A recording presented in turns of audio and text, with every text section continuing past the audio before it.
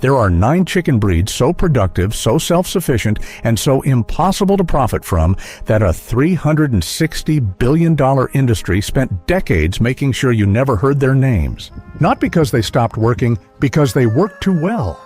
And the one sitting at number 9 on this list laid 364 eggs in 365 days. 1 egg every single day for an entire year in 1922, with no supplements, no artificial lighting, and no commercial feed. That record has never been broken 100 years later. With all of modern agriculture's technology, supplements, and selective breeding, nobody has touched it. But here's what's going to bother you. You're probably raising a breed right now that's eating your money and giving you half the eggs it should, and it's not your fault. Nobody told you the truth. Today, that changes. I'm breaking down all 9 breeds, what they weigh, how many eggs they lay, why the industry buried each one specifically, and exactly which one fits your land, your climate, and your goals. Stay for number 9, because once you hear what this breed did in 1922, every other chicken you've ever raised is going to sound average.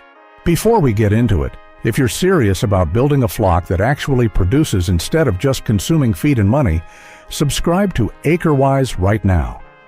Every week we break down the real numbers behind profitable small farming, the kind of numbers the industry hopes you never calculate. To understand why these 9 breeds were buried, you need to understand one number: $360 billion. That is what the global poultry industry generates every single year. And the entire machine runs on one bird, the Cornish Cross, a chicken that exists for 6 weeks, cannot reproduce naturally, dies of organ failure if it lives past 10 weeks, cannot survive a single day outside the system that created it. You cannot patent a heritage breed. You cannot trademark a bird that reproduces naturally. You cannot build a subscription feed business around a chicken that finds its own food. What cannot be sold does not get promoted. So they promoted the one bird that needs them and buried the 9 that don't.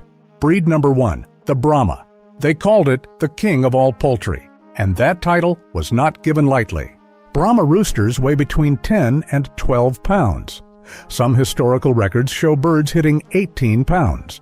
In 1952, a man named George Burnham sent 9 Brahmas to Queen Victoria in England. The reaction was so extreme that the price of a single Brahma jumped from $12 to over $150 almost overnight. That is the equivalent of paying $5,000 today for 2 chickens. From the 1850s all the way to 1880, the Brahma was the #1 meat bird in America. 30 years at the top. But here's the part the industry never mentions. Brahmas are winter layers. When every other breed stops producing in the cold, Brahmas keep going, laying from October straight through to May. 150 to 200 eggs per year in winter, when your feed costs are highest and egg prices are at their peak. So why did they almost disappear? One reason, they take 9 months to reach full size. And in an industry that counts profit by the day, 9 months is a crime.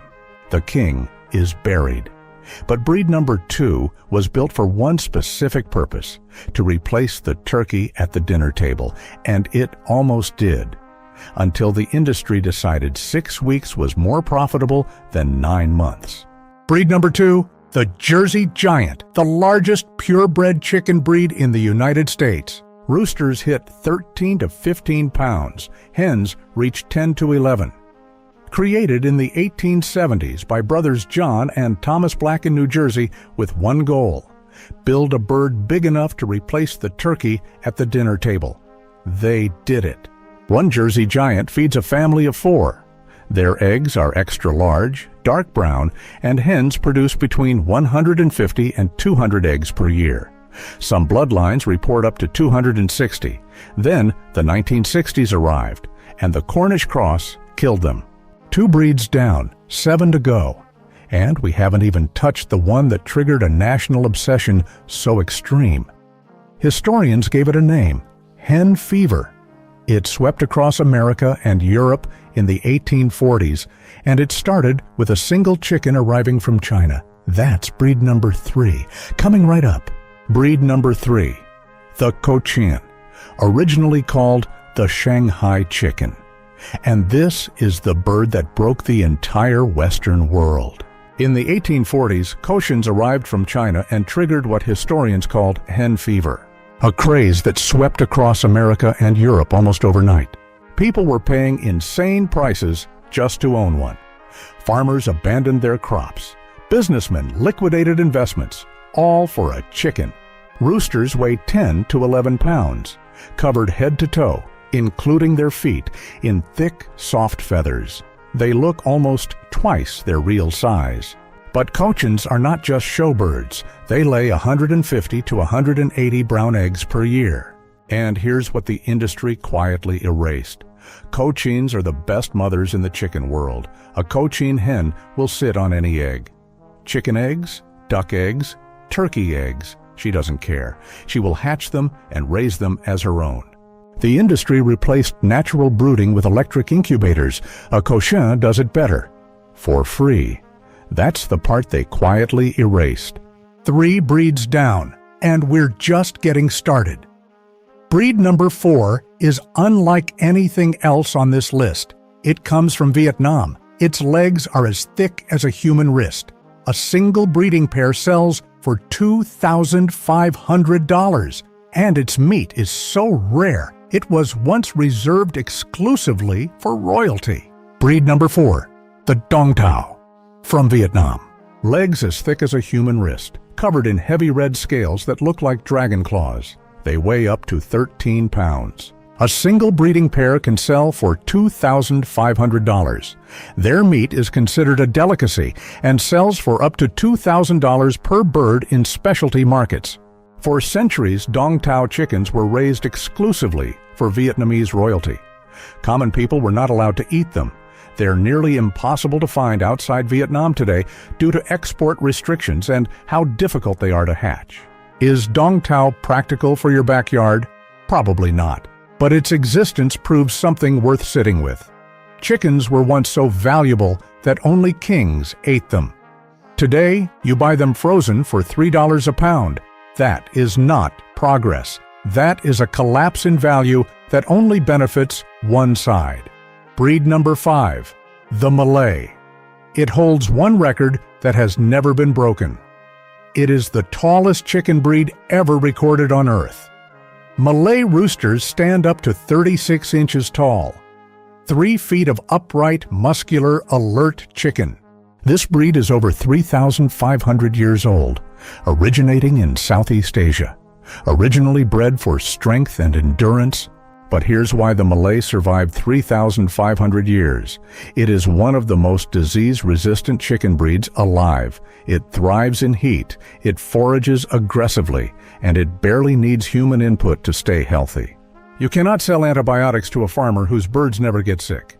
So you never see the Malay advertised. You never see it in hatchery catalogs. You have probably never heard of it until right now. 5 breeds down.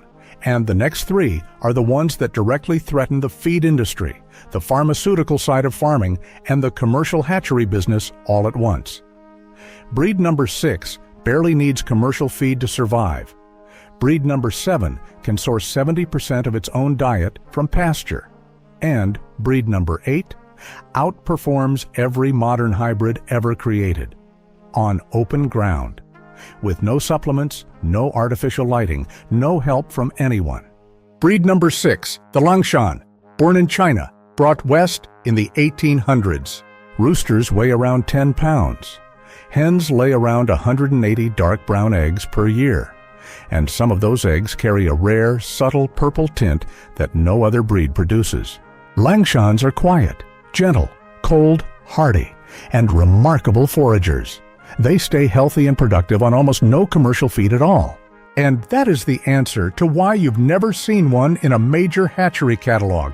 A bird that barely needs purchased feed is a bird the feed companies have absolutely no interest in promoting.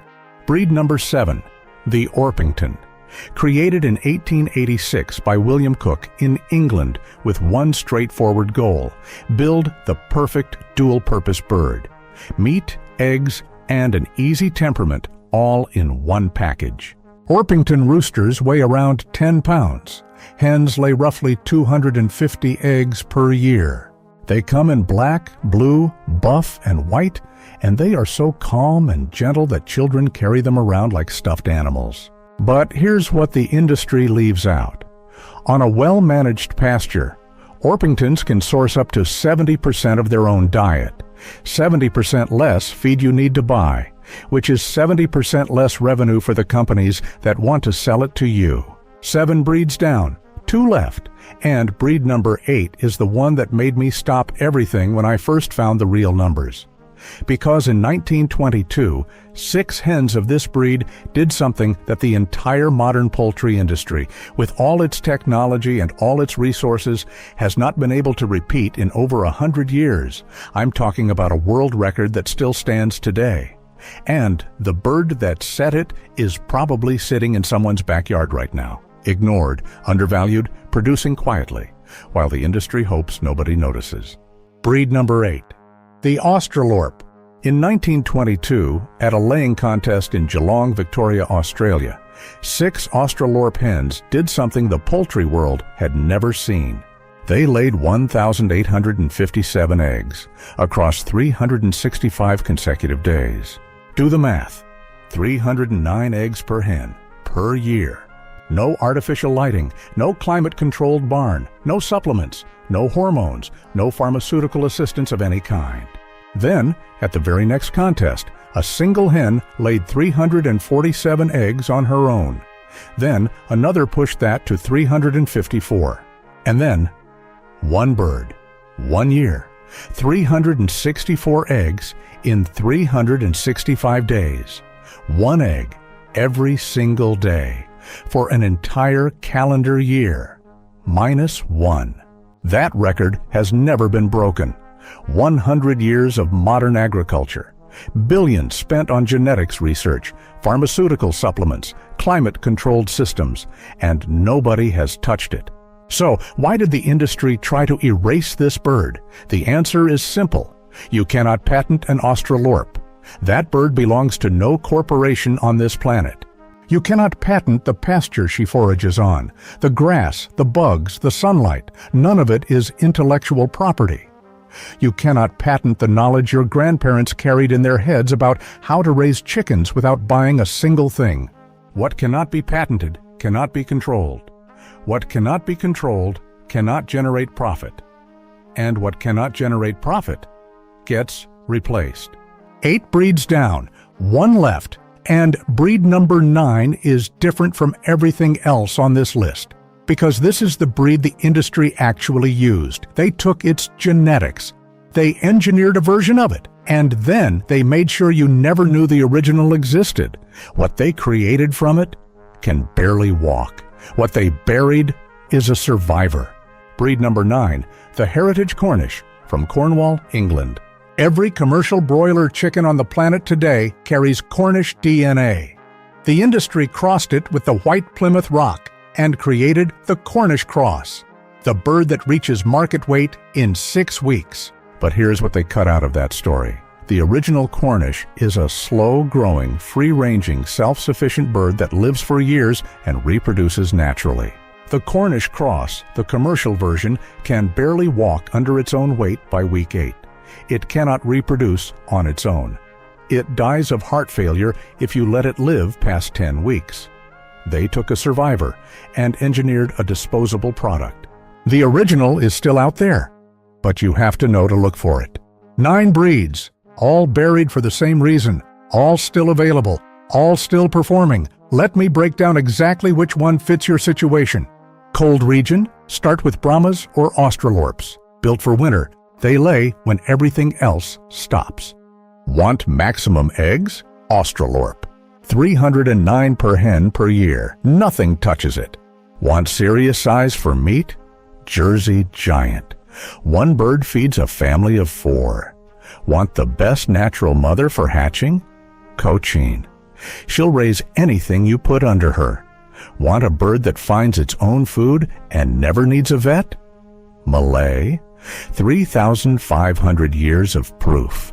Here's exactly what you do right now. Step 1. Pick one breed from this list that matches your climate, your space, and your goal. One breed, not 5. 1. Step 2. Find a heritage breeder, not a commercial hatchery. The Livestock Conservancy has a breeder directory. Local poultry swaps and heritage breed clubs are your best sources. Step 3. Build your coop bigger than you think you need. These are large birds. Jersey Giants need at least 6 square feet per bird inside. Keep roost bars low, 2 to 4 feet. Heavy birds damage their legs jumping from high perches. Step 4. Let them forage. Every single breed on this list was built to find its own food. Give them pasture access. Watch your feed bill drop in half. One homesteader in Virginia runs 40 Australorps on pasture and spends less than $60 a month on supplemental feed. The same number of commercial hybrids would cost over $300. That difference, $240 a month, is $2,880 a year. From the same land, the same water, just a different bird. What you found today is not a trend. It is not a shortcut. It is something that belonged to every farming family for thousands of years before the industry convinced you it was gone. These 9 breeds survived world wars, famines, 70 years of being ignored on purpose. They are still here, in the backyards of farmers who refuse to forget. Next week, we're going deeper. We're breaking down the exact feed system that lets these heritage breeds source 70% of their own diet from your land. 0 purchased protein, 0 feed store trips. The same system small farms have been running quietly for generations while the industry hoped nobody noticed. You don't want to miss it. If this showed you something the industry never would, share it. Every share puts this information in front of someone the industry has been counting on staying in the dark. Drop a comment right now. Which of these 9 breeds are you most seriously considering? I read every single one. Hit like if this changed how you think about your flock. Subscribe to AcreWise for weekly farm strategy built on real numbers and real history. See you next week.